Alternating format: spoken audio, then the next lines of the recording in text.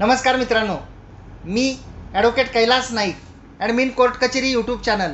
प्रजासत्ताक दिनाच्या आपल्या सर्वांना खूप खूप शुभेच्छा. तसेच घटनेचे शिल्पकार महामानव डॉक्टर बाबासाहेब आंबेडकर यांना सुद्धा खूप खूप वंदन. भारताचं संविधान जे आपल्या सर्वांना माहीत आहे की ती किती ग्रेट आहे आणि या संविधानाच्या ढाच्यावर आपला भारत देश जो आहे तो उभा आहे. त्या भारताच्या संविधानामध्ये ती प्रस्तावना दिलेली आहे, म्हणजेच उद्देशिका दिलेली आहे. ती काय आहे ते आज आपण पाहणार आहोत.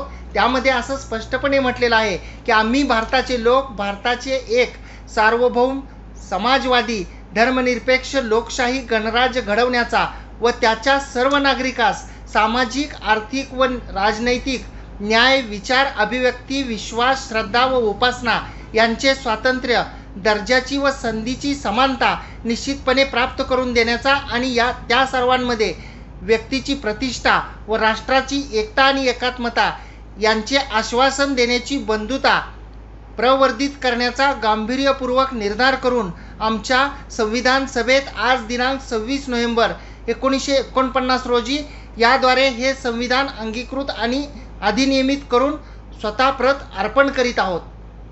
तर ही आपल्या संविधानाची प्रस्तावना होती. खूप खूप धन्यवाद.